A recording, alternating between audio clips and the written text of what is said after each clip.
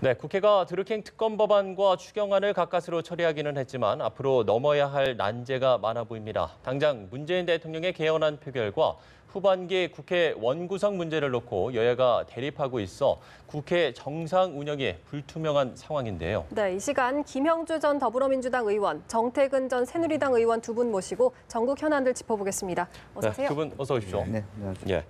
자, 국회가 50여일간의 장기 파행 끝에 이 드루킹 특검 법안 그리고 추경안을 통과시켰습니다. 일단 지금까지 국회 상황을 좀 어떻게 바라보시는지.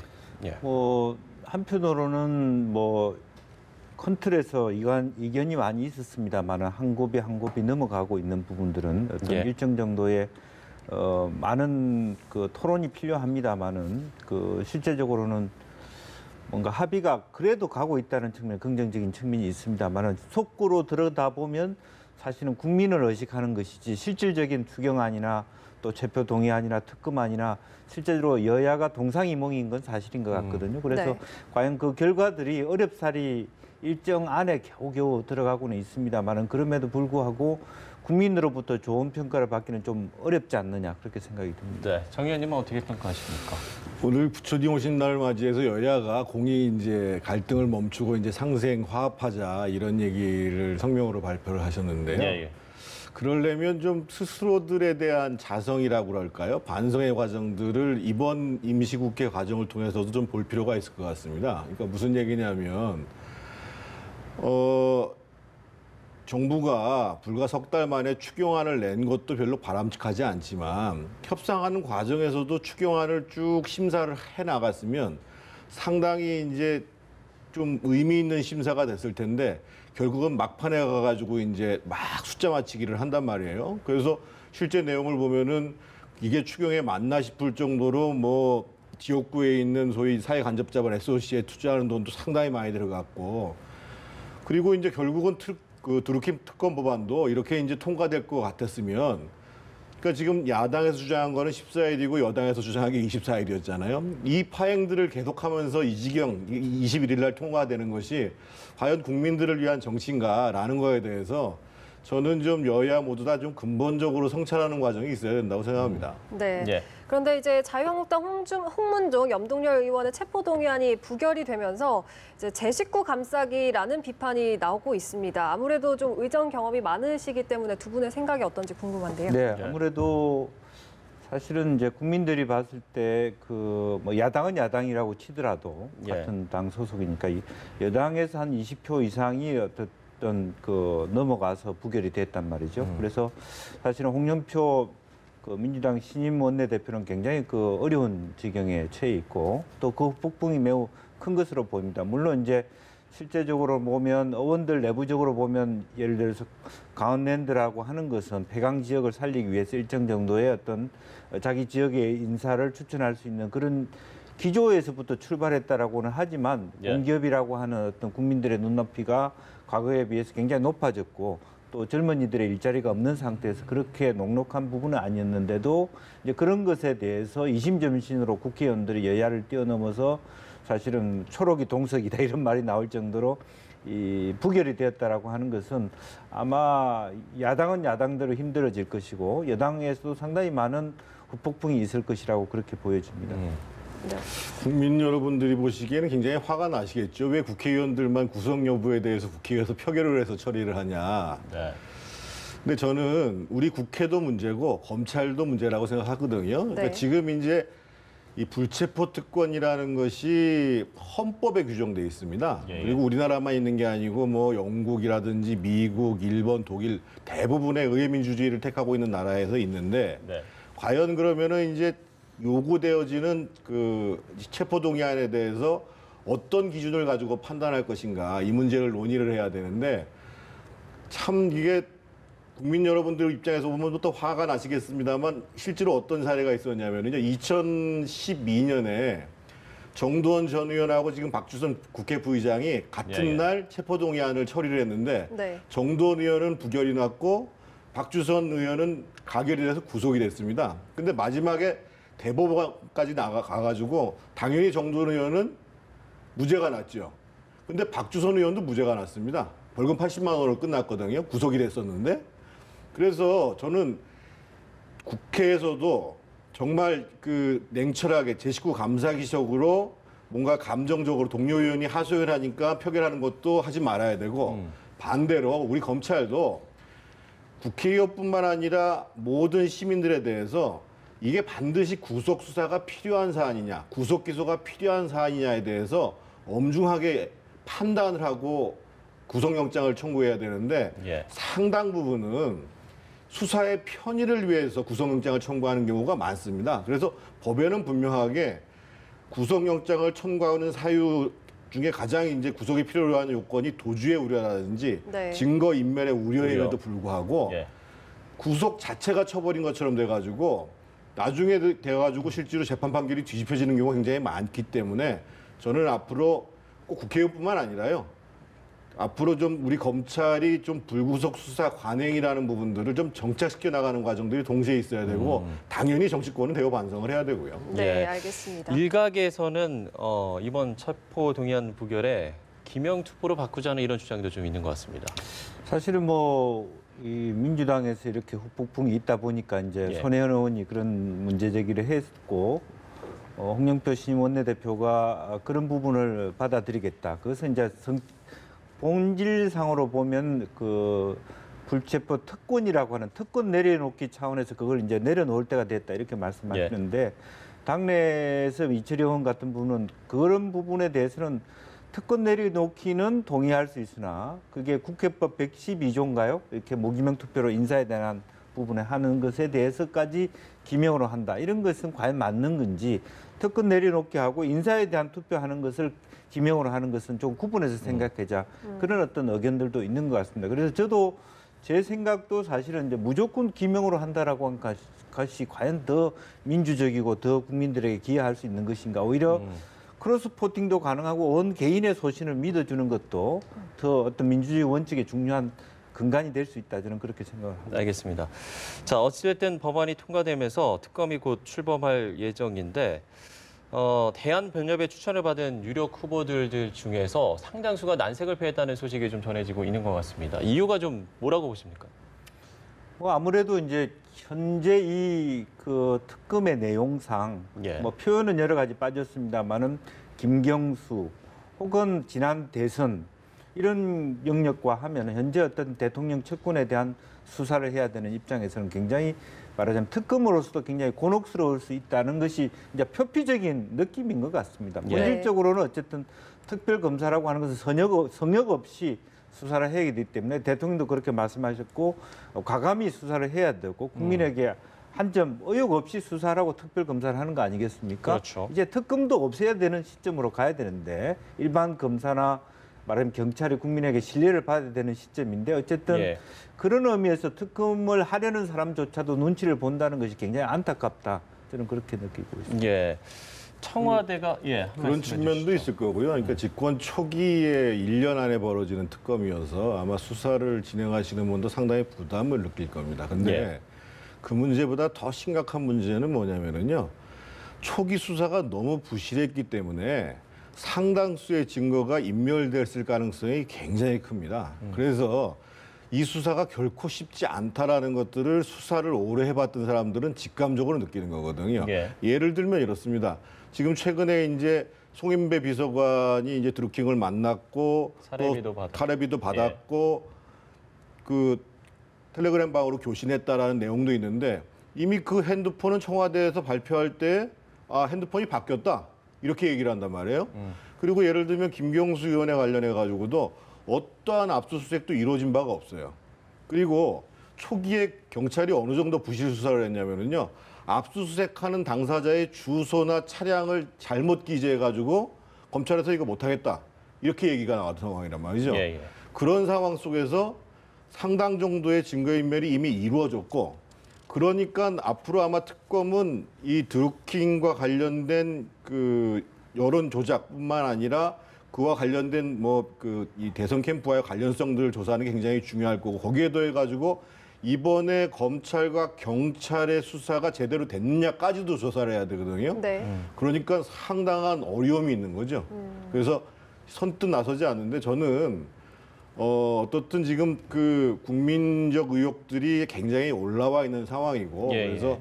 좀 제대로 역량 있는 분이 수사 특검을 맡아가지고 이번에 좀 제대로 수사가 좀 진행됐으면 좋겠다는 생각입니다. 예. 지금 정 의원님이 말씀을 해주셨지만 송인배 청와대 제1부속비서관과 관련해서 이게 지금 민정수석실이 자체 조사를 한 뒤에 대통령에게 보고를 하지 않았기 때문에 지금 논란이 되고 있는 거 아닙니까? 이 부분은 좀 어떻게 보세요?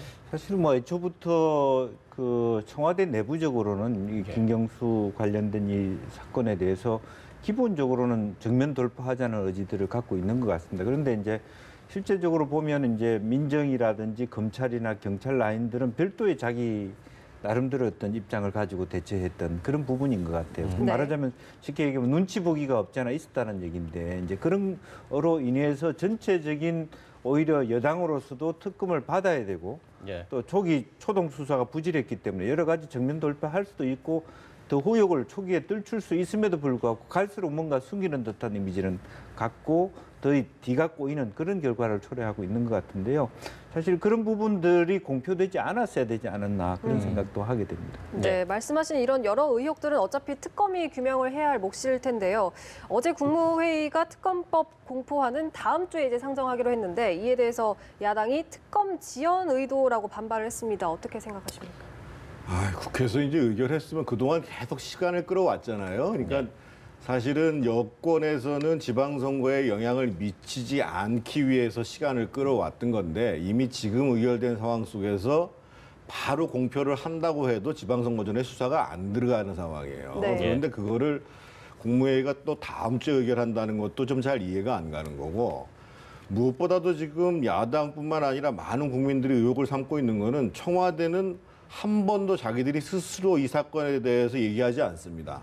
그러니까 이번에 송 비서관 문제 같은 경우도 언론에서 보도가 나오니까 그제서야 얘기를 하는 거고 덕구 이해가 안 되는 거는 대통령과 굉장히 가까운 예를 들면 이렇게 생각하면 됩니다. 지금 부속비서관이라는 게 MB 때의 김희중 씨, 박근혜 대통령이 있을 때 안봉호 씨 이런 위치란 말이에요. 네. 그런데 그런 위치에 있는 사람이 이런 드루킹 사건과 연결가 됐는데 이 문제에 대해서 비서실장이라든지 또는 민정수석이 대통령한테 보고를 안 했다? 이거는 말이 안 된다는 거죠, 기본적으로.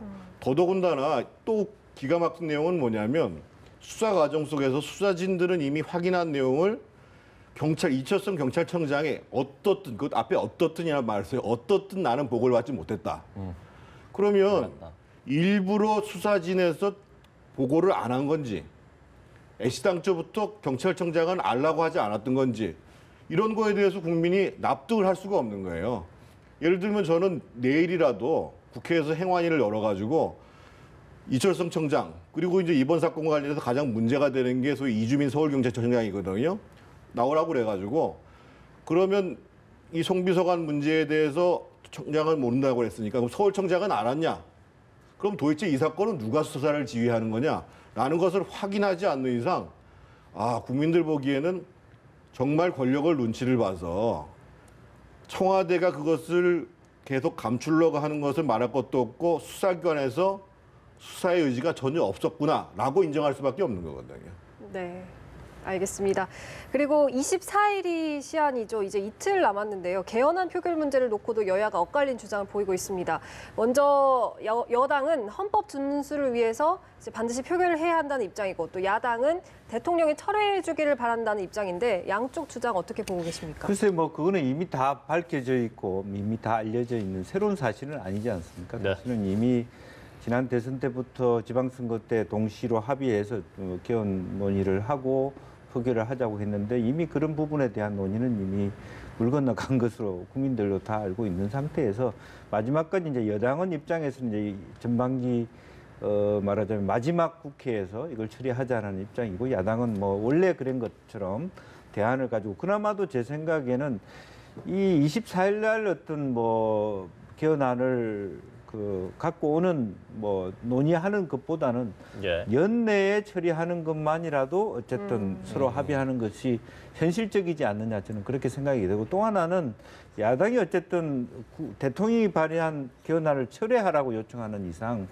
사실은 여당은 여당대로 어떤 야당과 합의하는 제3의 안을 만들어 가려고 하는 어떤 제스처도 저는 필요하다고 그렇게 보여집니다. 그래서 어렵사리 여호 개헌 논의가 지지부진했습니다만 올해 안에는 어떤 형태로든 개헌안이 말하자면 통과되는 그런 것을 지금이라도 보여주고 그런 그 목표를 삼아서 논의해 가는 것이 보다 현실적일 것 같다는 생각이 듭니다. 예.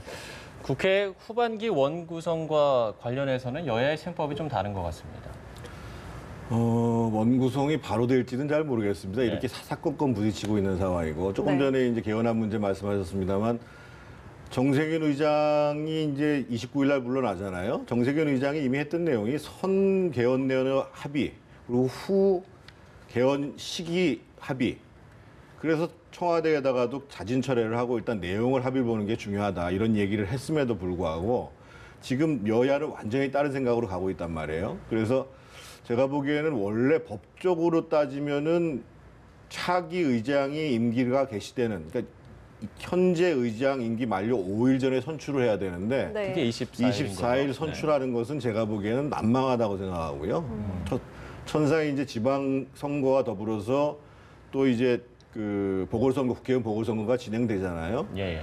그게 끝나고 나서도 빨리 될 수 있으면 굉장히 다행이에요. 그러니까 그 국회의장이 누가 되느냐의 문제도 있을 뿐만 아니라 가장 중요한 게 원내에서 힘겨루기를 이렇게 계속 하게 되면 지금 당장 운영위원장을 누가 할 거냐, 법사위원장은 누가 할 거냐, 상임위원장을 어떻게 배분할 거냐 이런 네. 문제가 남아 있거든요. 그래서 이런 문제들을 좀 더 합리적으로 해결하려면 불필요한 갈등 요소는 계속 주의해야 되는데 어떻든 지금 이제 신임 그 집권당의 원내대표는 계속 명분을 얻을 수 있는 건 계속 얻겠다고 밀고 나가고 있는 거고 야당은 당신들 마음대로 해봐라. 의석이 당신들 안 되지 않느냐. 이런 상황이기 때문에 그래서 제가 처음에 모두에 시작하면서 이게 우리 국회가 근본적으로 스스로 성찰하는 과정들을 거치지 않고서는 쉽지 않겠다 이런 말씀을 드린 겁니다. 예, 네, 김 의원은 알겠습니다. 좀 어떻게 전망하세요? 네, 아무래도 이제 그 양당 체제가 아니라 지금 다당 체제로 돼 있고 그러다 네. 보니까 제일 핵심도 사실은 실제적으로 보면 재보궐 12개가 있습니다만 결과적으로 여야가 바뀔 가능성이 현실적으로 별로 많지 않습니다. 그렇다 하더라도 논의가 어려워진 이유는 속내는 결과적으로 원 구성의 상임위원장 배분에 있다고 저는 보여지거든요. 예. 또 의장보다 부의장은 누가 차례하느냐의 논의 속에 있을 거라고 보여지기 때문에 말씀하셨습니다만 어쨌든 지방선거, 재보궐선거가 끝나고 그나마도 8월이나 돼야만 여러 가지 그 과정에서 새로운 어떤 원구성의 어떤 상임위 배분 논의가 마지막 맞춰가야만 그것이 되지 않을까 하반기에 이제 그런 뭐 매우 어려운 과거보다는 훨씬 더 어려운 과정에 있는 것 같습니다. 네, 네. 알겠습니다. 지방선거 얘기도 좀 해보겠습니다. 최대 승부처로 불리는 서울시장 선거전에서 이제 1, 2위 격차가 아무래도 좀 크게 벌어지고 있는 것 같습니다. 관전 포인트가 있을까요? 지금 서울시장 선거가 최대의 격전지라고 보기는 사실 어렵죠. 예. 그러니까 오히려 아마 관심은 경남지사 선거에 지금 이제 이 특검까지 된 마당에서 이 드루킹에 대한 의혹들이 계속 새로운 사실들이 나오고 있기 때문에 예. 이게 이제 지금 현재는 김경수 후보가 앞서고 있다는 데에 거기에 이제 그 변화가 있을 것인가 이런 거에 대한 관심이 클 거고 서울시장 선거와 관련해서는 최근에 이제 그 안철수 후보와 김문수 후보 사이에서 단일화 문제가 제기됐는데요. 네. 이게 이제 단일화를 논의를 하려면 두 가지 조건이 충족돼야 되거든요. 하나는 단일화를 하면은 그래도 선거를 상당히 대등하게 할 수 있어야 된다라는 전제가 하나 있어야 되고 예. 두 번째로는 이게 그러면 단일화를 당대당이 협의를 할 거냐 후보 간에 협의를 할 거냐라는 것을 논의를 해야 되는데 지금 논의하는 수준은 김문수 후보가 자유민주주의 신념에 투철한지 여부를 좀 봐야 되겠다. 뭐 이런 식의 좀 약간은 좀 이해 안 되는 얘기를 하고 있는 상황이거든요. 예, 예. 저는 그래서 뭐 이 단일화 문제를 가지고 얘기를 하는 것보다 야당에서도 사실 지금 계속 국회가 공전되면서 일자리 문제라든지 뭐 최저임금 문제라든지 이런 제기해야 될 이슈들을 잘 제기 못했는데 자신이 갖고 있는 제대로 된 정책을 제기하고 그나마 서울시장 선거에서 각자가 국민들로부터 서울 시민으로 받을 수 있는 지지가 어느 정도인가를 확인하는 게 오히려 낫지. 지금 또 무슨 단일화를 가지고 날 세운다? 이거는 제가 보기에는 적절치 않을 것 같고 바로 지금 뭐 후보 등록이 지금 코앞으로 다가와 있는데요. 예. 네.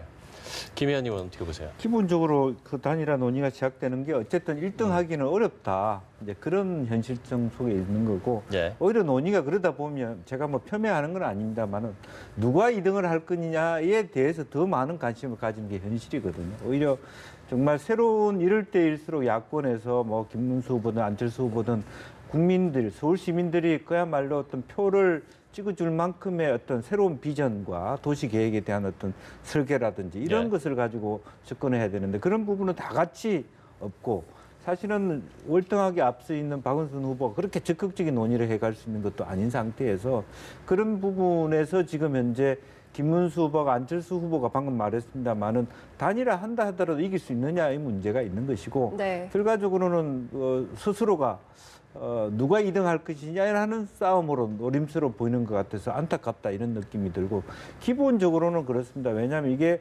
서울시장 선거는 저도 뭐 부시장을 했습니다만 둘 다 같은 처지입니다만은 그 개인 후보에 대한 어떤 선호도도 중요합니다만은 25개 구청장 후보, 시형, 구의원 후보와 같이 찍는 선거란 말이에요.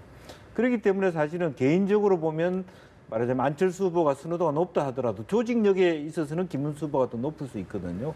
실제로 누가 더 유리한 게임이 될 수 있는지도 서로 가능할 수 없는 이제 그런 상황에 놓여 있다. 다만 이제 그런 면에서 어떻게 돌파구를 마련할 것인가에 대한 고육지책이다 이렇게만 보여집니다. 네, 알겠습니다. 자, 지금까지 김영주 전 더불어민주당 의원, 정태근 전 새누리당 의원 두 분 모시고 전국 현안에 대해서 짚어봤습니다. 두 분 말씀 고맙습니다. 고맙습니다.